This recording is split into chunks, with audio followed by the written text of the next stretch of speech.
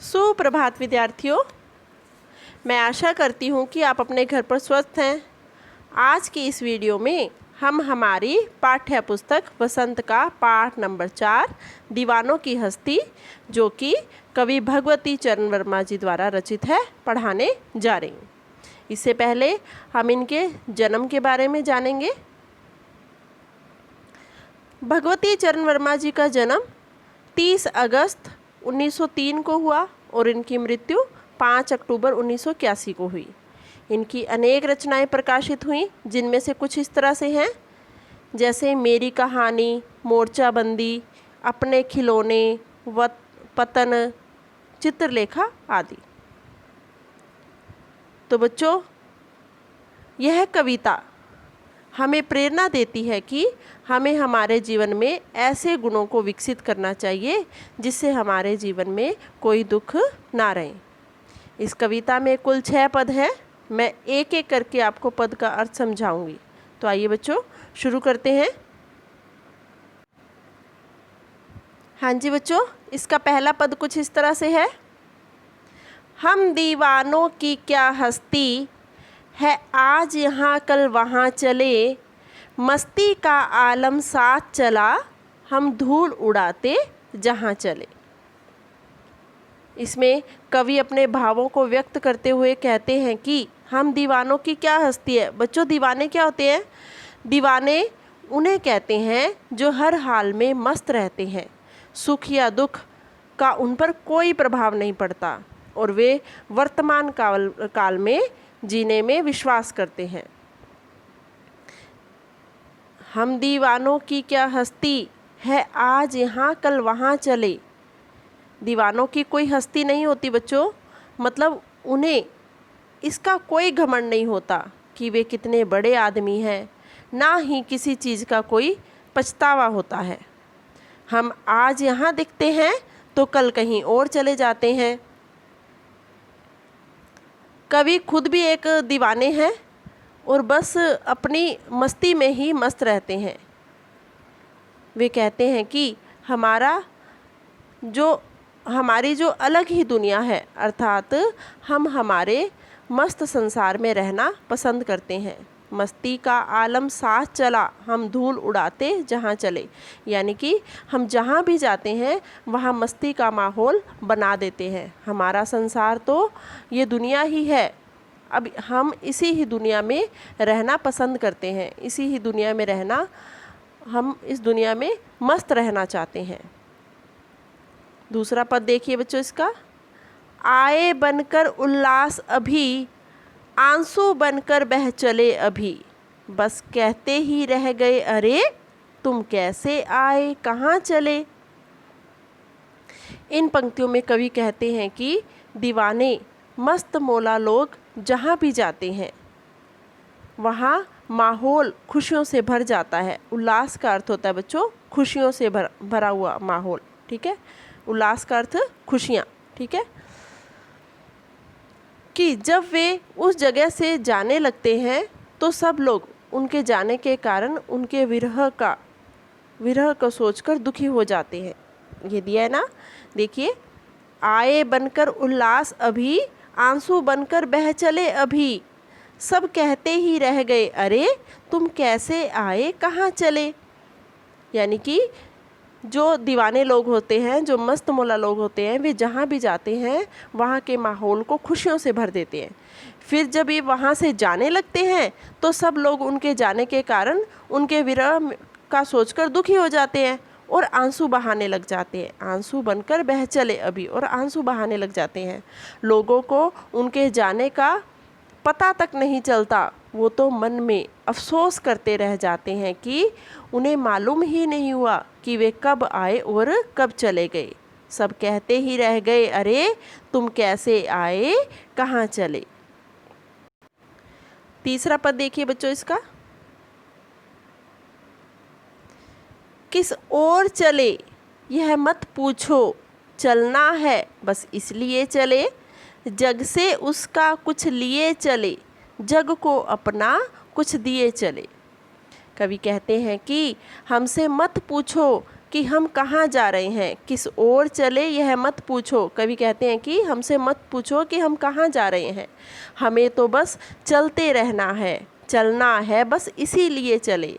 यानी कि हमें तो सिर्फ चलना है, चलते ही रहना है, इसलिए हम चलते जा रहे हैं। इस संसार से बहुत कुछ लेकर जा रहे हैं, जग से उसका कुछ लिए चले। यानी कि इस संसार से बहुत कुछ ले लिया है, ठीक है, और इस संसार को बहुत कुछ देकर जा रहे हैं। अर्थात मनुष्य इस समाज में रहते हुए यहाँ से बहुत कुछ का मतलब ज्ञान ग्रहण करता है तथा अपनी कुछ बातों से समाज को प्रभावित भी करता है। जग से उसका कुछ लिए चले, यानी कि ज्ञान ग्रहण करते हैं, ठीक है, दीवाने लोग जग को अपना कुछ दिए चले और जग को अपनी बातों से भी प्रभावित करते जाते हैं। चौथा पद देखिए बच्चों इसका, दो बात कही दो बात सुनी, कुछ हंसे और फिर कुछ रोए, छककर सुख दुख के घूंटों को हम एक भाव से पिए चले। यहाँ पर कवि कहते हैं कि हमने किसी से कुछ बात कही और कुछ बातें सुनी, उन बातों को सुनकर मैं कभी हंसा और मैं कभी रोया। ये यहाँ देखिए, दो बात कही दो बात सुनी, यानी इस संसार के लोगों से मैंने दो अपनी बातें कहीं और कुछ बातें उनकी सुनी, ठीक है। फिर उन बातों को सुनकर कभी तो मैं हंसा और कभी मैं रोया, कुछ हंसे और फिर कुछ रोए, ठीक है। यानी मैंने लोगों से अच्छी बातें कहीं, अच्छी बातों से लोगों को हंसाया और उनके साथ मैं खुद भी हंसा। अगर मुझे किसी की बात बुरी लगी तो उसकी बातों को सुनकर मैं रोया भी, दुखी भी हुआ, ठीक है। छककर सुख दुख के घूंटों को हम एक भाव से पिए चले। यहाँ पर कवि कह रहे हैं कि इस प्रकार जीवन में मिलने वाले सुख और दुख के जो घूंट हैं उनको हमने समान भाव से पिया है, ठीक है, एक भाव से पिया है। यानी मैं जी भरकर सुख दुख के घूंट मैंने जी भरकर सुख दुख के घूंट को पिया, यानी हम सब एक भाव से चले, मेरे मन में सबके प्रति समान भाव है। छक कर यानी कि जी भरकर, ठीक है, जी भरकर सुख दुख के घूंटों को हम एक भाव से पिए चले। वे यही कह रहे हैं कि मैंने जी भरकर सुख दुख के घूंट पिए हैं, हम सब एक ही भाव से रहना चाहते हैं, समान भाव से चलना चाहते हैं। मेरे मन में किसी के प्रति कोई बैर विरोध नहीं है। अगर किसी ने मुझे कोई बुरी बात भी कही है तो मैं उस बात को सुनकर रोया हूँ, लेकिन जाते वक्त मैंने सबके प्रति अपना प्रेम प्यार लुटाया है।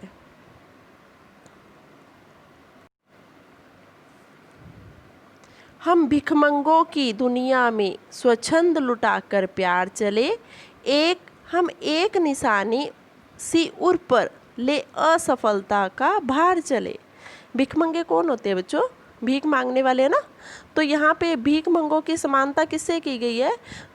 यहाँ पर भीख मंगे लोग उनको कहा गया है कि जो इस संसार से बस लेना ही जानते हैं, लेकिन संसार को कुछ देना नहीं जानते, ठीक है। तो इस दुनिया में जो लोग हैं उनका दिल बहुत छोटा है। छोटे दिल वाले जो लोग हैं, जिनकी सोच छोटी है, जिनका दिल छोटा है, उन्हें कवि ने यहाँ भिख मंगे कहा है। तो हम कवि कह रहे हैं हम भिख मंगों की दुनिया में स्वच्छंद लुटाकर प्यार चले, ठीक है। इस दुनिया में जो लोग हैं उनका दिल बहुत छोटा है, उनमें प्यार की कमी है।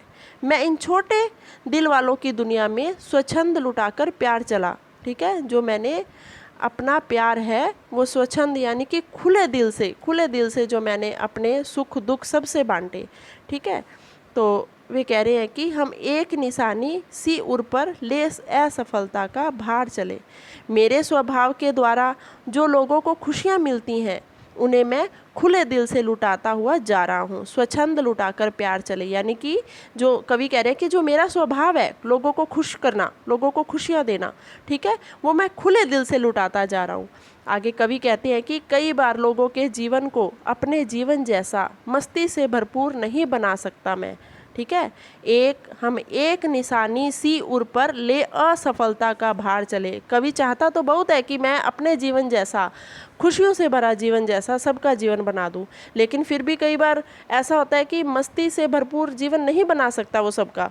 इस असफलता का भार मानकर एक निशानी के रूप में अपने हृदय पर अंकित कर लेता है। ठीक है। उर का मतलब होता है हृदय। ठीक है। हृदय पर असफलता का भार लेकर चलता है। क्या भार लेकर चलता है, वो कहना चाहते हैं कि यहाँ पर मैं जिन लोगों को खुश नहीं कर पाता, उनकी जो वहाँ मैं सफल नहीं हुआ, जो वह असफलता का भार है वो मैं अपने मन पर निशानी के रूप में लिए जा रहा हूँ। अर्थात यह असफलता हमें दुखद लग रही है। ठीक है। आगे वाला देखिए, इसका अंतिम और छठा पद है ये।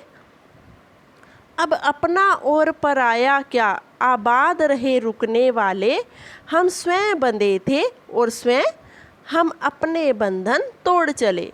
कवि कहते हैं कि हमारे लिए कोई अपना या पराया नहीं है। अब अपना और पराया क्या, कवि कह रहे हैं कि हमारा यहाँ कोई अपना नहीं है, कोई पराया नहीं है, हम सभी को एक भाव से देखते हैं। ठीक है। हम अपने परायेपन की भावना से ऊपर उठ चुके हैं। हमारी अभिलाषा है, अभिलाषा का अर्थ होता है बच्चों चाह, इच्छा। ठीक है। अभिलाषा का अर्थ है चाह, यानी कि हमारी चाह है कि जो जहाँ रुक कर जीवन व्यतीत कर रहा है वह वहाँ हंसता फूलता रहे। आबाद रहे रुकने वाले, यानी कि जो व्यक्ति जहाँ रुका हुआ है, जहाँ का रहने वाला है, वो वहीं रुके और आबाद रहे, हंसता खेलता रहे, खुश रहे, उनका जीवन खुशियों से भरपूर हो। हम स्वयं बंधे थे और स्वयं हम अपने बंधन तोड़ चले। हमने अपने लिए ये बंधन स्वयं बनाए थे और अब हम बंधनों को तोड़कर प्रस्थान कर रहे हैं। प्रस्थान का मतलब आगे की ओर जा रहे हैं, जिससे अन्यत्र रहने वालों की मस्ती और खुशियों का संदेश देते हुए उनके जीवन में खुशियाँ भर सकें। यानी कि जो और भी लोग हैं उनके जीवन में हम खुशियाँ भर सकें, मस्ती का माहौल बना सकें। तो हाँ जी बच्चों, ये मैंने आपका पाठ नंबर 4 दीवानों की हस्ती आपको जो इसके 6 पद पठन करवाए हैं। मैं आशा करती हूँ कि आपको अच्छी तरह से समझ में आ गए होंगे। धन्यवाद।